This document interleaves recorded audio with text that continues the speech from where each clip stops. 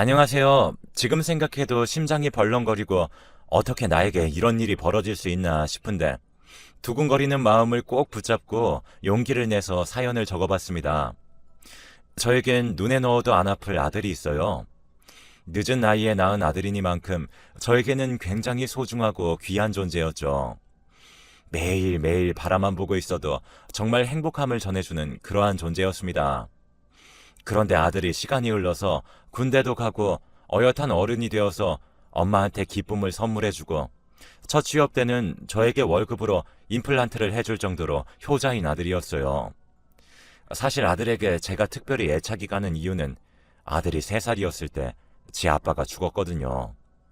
그래서 저는 과부가 되었고 대한민국에서 혼자서 아들 한 명을 키우는 게 결코 쉬운 일은 아니더라고요. 항상 일하면서 집을 비워야 하니까 애한테 잘 못해주는 일들이 너무나 많았고 그러한 순간들이 쌓이다 보니까 미안하더라고요. 항상 좋은 물건들을 해줘야 하는데 그러지도 못하고 아들을 아빠 없이 키우다 보니 여러모로 부족하게 키웠으니 시간이 흐를수록 미안한 마음이 더욱더 커져갔습니다. 그 와중에 말썽 하나 안 피우고 부모 속 썩이는 거 없이 애가 곱게 자라줬으니까 얼마나 고마웠겠어요. 그러다가 아이가 취업을 하고 와서 마음고생하는 게 갑자기 눈에 훤하게 보이는 겁니다. 어느 순간 저에게 연락도 없고 제가 걱정돼서 연락을 해보면 엄마, 사회생활이 쉽지 않네. 원래 이렇게 힘든 건가? 하면서 불길한 말들을 꺼내더라고요. 왠지 아들이 지금 느끼는 이 감정들이 결코 그냥 넘길 감정들은 아닌 것 같다는 판단을 내린 저는 불안한 마음에 바로 서울로 올라가서 아들의 집으로 갔습니다. 그리고 나서 아들의 일기장을 보게 되었어요. 엄마 때문에 사는 거다. 난 그저 이 세상에 없어져도 될 존재인데 그게 안 되는 것 같다. 요즘 왜 이렇게 힘든 건지, 이 지긋지긋한 회사 생활을 언제까지 버틸 수 있을지 도저히 모르겠다. 내가 세상에서 사라지면 조금은 괜찮아지지 않을까? 하면서요. 심장이 쿵 내려앉는 것 같았습니다. 안 된다고. 우리 아들한테 이런 일이 벌어질 리가 없는데. 도대체 어떤 일 때문에 이렇게 마음고생하는 건지 도무지 알 수가 없었던 저는 퇴근한 아들의 손을 꼭 잡고 물어보았습니다. 도대체 너 회사에서 어떤 어려움을 겪는 거야? 제발 엄마한테 속 시원하게 다 털어놓고 말해봐. 라고 했어요. 듣고 보니 상사가 어마어마하게 아들을 괴롭히고 사람을 못살게 굴었던 거였어요. 아무것도 몰랐던 저는 아들이 저 몰래 소가리를 했다는 사실에 너무나도 억장이 무너져 내렸죠. 애한테, 아니, 이렇게 착한 애한테 텃세 부릴 게 뭐가 있나 싶었습니다. 가슴이 찢어졌어요. 저 몰래 우울증 약도 먹고 살아내려고 애를 많이 썼더라고요. 저는 너 이대로 가면 정말 위태롭다. 그깟 회사야 다시 취업하면 되니까 신경 쓰지 말고 빨리 네 마음부터 챙겨 라고 했습니다. 아들이 안 그래도 엄마한테 말하고 나서 공무원 준비를 하려고 했다는 말을 했고 저는 잘 생각했다고 하면서 아들을 칭찬해줬어요. 그리고 나서 아들은 퇴사했고 집에서 7급 공무원이라는 고시 생활에 도전했습니다. 저는 아들이 시험 준비를 하면서 자신감도 떨어지고 애가 기가 죽을까봐 어떻게 하지 생각하면서 안절부절 못하다가 아예 서울로 올라가서 아들 뒷바라지를 했습니다. 아들은 힘겨워했지만 그래도 용기를 내서 하루하루 잘 버텨줬고 몇 년간의 고시 생활 끝에 결국 합격이라는 대단한 결과를 이끌어냈어요. 아들은 그래도 회사 생활보다 딱 규정이 박혀있는 공직 생활이 잘 맞는 듯 하더라고요. 저로서는 무척이나 다행이다 싶었죠. 그래도 아이가 안정적인 직업을 가지고 미래 걱정 없이 순탄하게 잘 살 수 있을 거라 생각했으니까요. 가슴을 쓸어내린 저는 다시 고향으로 내려갔고 아들은 서울에서 별탈 없이 잘 생활하고 있었습니다. 그러다가 거기에 고졸특채로 들어온 한 여자아이와 교제를 하게 되었나 봐요. 1년 후에 갑자기 저에게 결혼을 하고 싶다는 여자가 생겼다고 하는 겁니다. 저는 갑자기 뜬금없는 이야기라서 무슨 소리냐고, 왜 갑자기 결혼이냐고 물으면서 이야기를 자세히 들어보니까 일을 하다가 만난 신입 공무원에게 마음이 생겼고, 마침 그 공무원도 자기에게 감정이 있어서 잘해보다가 서로 결혼 이야기가 나왔다고 하더라고요. 저는 여자애가 너무 어린 것 아니냐고 하면서 내심 걱정을 비췄지만 아들은 아니라고, 우리는 이미 이야기 끝난 상황이고 나보다 여자 쪽에서 먼저 더 결혼을 원한다고 해서 고민 끝에 이렇게 엄마한테 말한다고 하더라고요. 뭐 저야 아들이 빨리 결혼해서 자리 잡기를 원했기 때문에 알겠다고 아들에게 말했습니다. 며느리를 처음 본 순간 저는 좀 놀랐어요. 생각한 것보다 인상이 많이 안 좋았습니다. 어른들이 보기에 날티가 많이 나는 애들이 있잖아요. 속으로 이런 애가 어떻게 공무원이 된 건지 그거 참 신기한 노릇이다 싶었습니다. 참 아닌 것 같은데 그럼에도 불구하고 제가 뭐 어떻게 티를 낼 수는 없으니까 그저 꾹 참고 아들이 좋다는 여자니까 응원을 할 수밖에 없었죠. 그것도 그렇고 아들이 결혼 준비하면서 정말 많이 행복해하는 게 눈에 보이고 드디어 자기도 가정을 이룬다는 소망의 결실에 몸둘 바를 모르게 세상에 감사하는 게 많이 느껴졌어요. 저는 속으로 그래, 내가 애 아빠도 없이 애를 키웠고 키우면서 잘해준 것도 없는데 결혼하는데 이래라 저래라 다른 여자 만나라 하면서 훈수들 자격도 없지. 이렇게 한다면 나는 참 못된 부모인 거야 하면서 아들을 딱 믿어주자 싶었습니다. 그렇게 굳은 결심을 한 저는 아들을 보면서 이런 게 신혼이구나, 이렇게 행복할 수가 있구나를 느꼈습니다. 며느리도 제가 생각한 것보다 오히려 결혼하고 나서 더 싹싹하게 굴고 참 착해 보였어요. 그런데 그렇게 행복할 줄만 알았던 아들의 결혼에 말 못할 끔찍한 사건이 생기고야 말았어요. 지금 생각해도 손이 벌벌 떨리고 믿을 수 없는 일입니다. 제가 서울에 올라갔다가 인사동 쪽에 친구를 만나러 갔는데 거기에 며느리로 보이는 여자아이가 한 남자와 팔짱을 끼고 걷는 거였어요. 저는 제가 잘못 본 줄 알고 며느리를 닮은 아이인가 하면서 긴가민가 했는데 옆에 친구가 저거 너네 며느리 아니야? 하는 순간 나만 그렇게 생각한 게 아니구나 하면서 머리가 어지러웠죠. 저는 막 결혼한 지 얼마 되지도 않았는데 며느리가 바람을 피우는 건가 해서 오만 생각이 다 들었지만 친구와 함께 있는 상황에서 며느리한테 달려가서 너 지금 뭐 하고 있는 거야? 라고 할 수도 없는 노릇이었고, 정확히 말하자면 그 여자가 며느리인지도 불명확한 상황이었기 때문에 그저 그냥 그렇게 상황을 무마하고 넘겼어요. 내 며느리가 아닐 거야 하면서 자기 합리화를 한 거죠. 하여튼 그렇게 불안한 나날들이 흘러가고 있을 때 갑자기 아들이 전화가 와서는 엄마, 아무래도 아내가 바람을 피는 것 같아. 못 보던 핸드폰이 발견되는데 그 폰으로 아내가 다른 남자랑 연락을 하는 것 같더라고. 아내 말로는 뭐 업무차 받는 거라고 하는데 아무리 생각해도 아내가 그런 연락을 받을 리가 없잖아. 요즘 혼란스럽네. 이혼 준비를 해야 하는 건지 하면서 말끝을 흐렸는데 심장이 쿵 떨어지는 것만 같았습니다. 그럼 그때 내가 인사동에서 본 아이가 며느리가 맞는 거고 그때 옆에 있었던 남자가 상간남인 거네. 저는 참을 수 없는 분노가 치밀어 올랐어요. 어떻게 하냐고? 어떻게 하고 싶은데? 엄마가 서울로 올라갈까? 어떻게 할까? 말했지만 아들은 일단 상황이 진정되고 어느 정도 꼬인 씨를 푼 다음에 자기가 다시 연락하겠다고, 그 전까지는 아내한테 티내지 말라고 하더라고요. 저는 그저 제가 중간에 끼어들면 상황이 더 악화될까봐 알겠다고 하면서 기다리는 수밖에 없었죠. 알겠다고 하면서 안심을 시키고 저는 힘들었지만 입을 꼭 다물고 있었습니다. 그렇게 시간이 얼마나 흘렀을까요? 갑자기 새벽에 누군가에게서 연락이 온 겁니다. 저는 뭐야 이 시간에? 하면서 전화를 받았고 그 전화는 형사에게서 온 거였어요.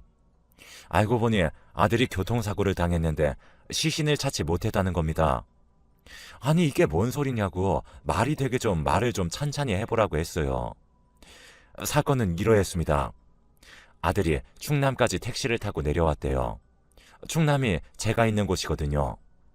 중간에 여기서부터 걸어가겠다고 하며 택시에서 내린 아들은 그렇게 알 수 없는 비포장 도로로 걸어가고 있는 도중에 건너편에서 달려오던 차에 치이고야 만 겁니다. 어두컴컴해서 길도 잘 안 보이는 상황에서 한순간에 사고를 당한 아들은 몸이 붕 떠서 날아간 거였고요. 사람을 친 그 가해자는 분명히 자기가 사람을 쳤는데 사람이 보이지가 않는다고 하면서 경찰에 신고를 한 거였어요. 오른쪽 길에 농수를 뽑아내는 깊이가 깊은 하천이 있었고 왼쪽이 논밭이었죠. 경찰은 아무래도 하천으로 시신이 튕겨나간 것 같은데 워낙 밤이라서 제대로 수색이 안 되었어요. 새벽이 될 때까지 기다리다가 수사를 시작했는데 보이지가 않습니다. 그 근처에서 아드님 지갑이 발견되었어요. 그래서 다행스럽게 신원을 알게 된 경찰은 저에게 전화를 한 거였죠. 어떻게 이런 일이 발생할 수 있냐고, 말도 안 되는 일이 왜 나에게 일어난 거냐고 하면서 저는 제 가슴에 멍이 들 때까지 때렸습니다. 그리고 뒤늦게 울면서 며느리에게 말했어요. 너가 우리 아들 이렇게 만든 거 아니냐고 했습니다. 며느리는 어머님, 아무리 속상하셨다고 해도 어떻게 그런 말을 할 수 있으세요? 제가 뭘 했다고요? 하면서 눈을 부라리더군요. 그래서 저는 말했죠. 네가 바람 피워서 우리 아들이 속상해서 그 야밤에 우리 집으로 내려온 거 아니니? 내가 모를 것 같았어? 라고 하자 며느리는 그걸 어떻게 알았냐는 표정을 동그랗게 짓는 겁니다. 저는 그 표정을 보고 기가 차서 인사동에서 상간남이랑 데이트하는 모습을 내가 생생하게 봤었다. 언제까지 그 짓 할지 지켜봤는데 결국 일은 이렇게 되고 내 아들 시신은 찾지도 못하고 너 좋은 일만 하게 된 거 아니냐? 라고 하면서 화를 냈죠. 며느리는 작작하라고 하면서 저에게 대들었고 생전 못 들어본 욕을 하면서 바락바락 화를 내더라고요. 주변의 형사분들이 어른에게 뭐하는 짓이냐고 하면서 말릴 정도였습니다. 우리 아들이 이런 여자가 뭐가 좋다고 결혼을 한 건지, 그래도 어른이 보는 눈은 틀리지 않았구나 라는 것을 알게 되었습니다. 너무나 늦은 상황이었기 때문에 저는 아들의 죽음을 가슴으로 받아들였어요. 하지만 시간이 지나도 도저히 그 상처는 지워지지 않더라고요. 더욱더 억울하고 힘들었던 것은 아들이 죽은 뒤에 아들 명의로 되어 있던 신혼집은 며느리에게 넘어갔고 저는 뚝뚝 눈물을 흘리면서 며느리가 다른 남자와 사는 걸 지켜봐야만 했습니다. 너무나 힘없고 약한 저는 아무것도 할 수 없었고 그저 억울한 마음에 가슴을 냅다치면서 살 수밖에 없었죠. 너무나 억울했고 친구들도 저희 아들 불쌍해서 어떻게 하냐고 좋은 곳 갔을 거라고 하며 그저 저를 위로해줄 뿐이었어요. 세월이 지나면 좋아질 거야. 무뎌질 거야. 라고 생각했지만 꼭 그런 것도 아니더라고요. 오히려 저에겐 시간이 흐르면 흐를수록 고통은 가중되었고 도저히 버티지 못할 것 같은 그러한 순간까지 치달은 겁니다. 나 도저히 살 수가 없겠다 하는 순간들이 지속되자 저는 죽음의 문턱까지 갔어요.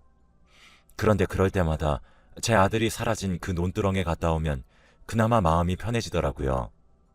그렇게 저는 매일매일 걸어서 1시간 반 거리에 있는 아들의 교통사고 장소를 계속해서 가길 반복했습니다. 죽은 우리 아들 시신으로라도 찾을 수 있지 않을까 하면서요.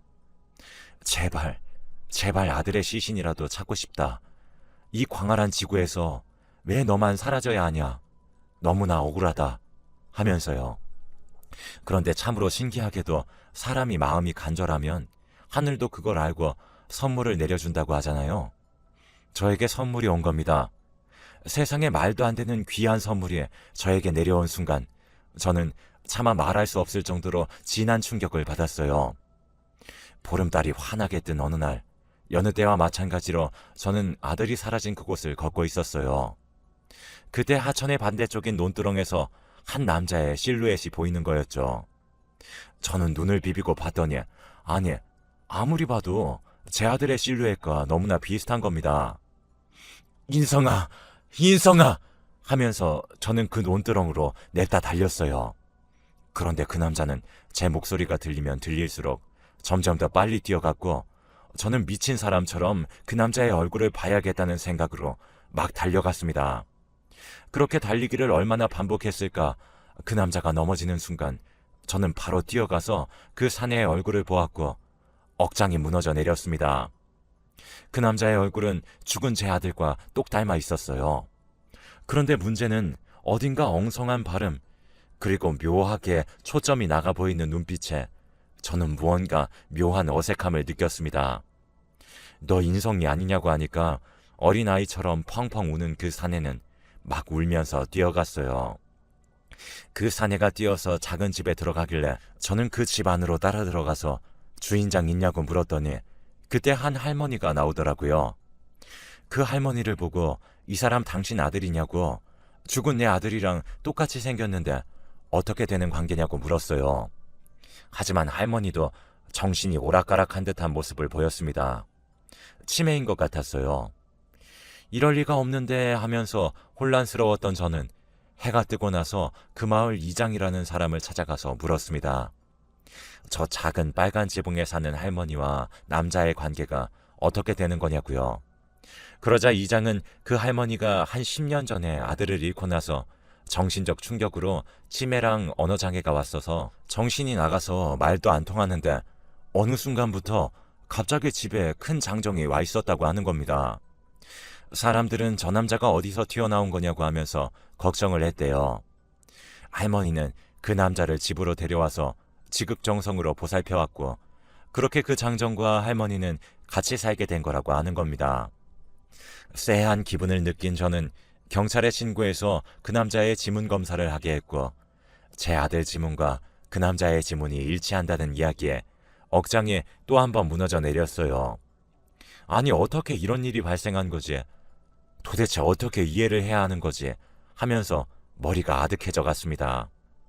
믿기 힘든 현실에 무엇라 반응을 해야 할지 몰랐고 경찰 쪽에서 조사를 시작한 결과 깜짝 놀랄 만한 결과가 나왔습니다.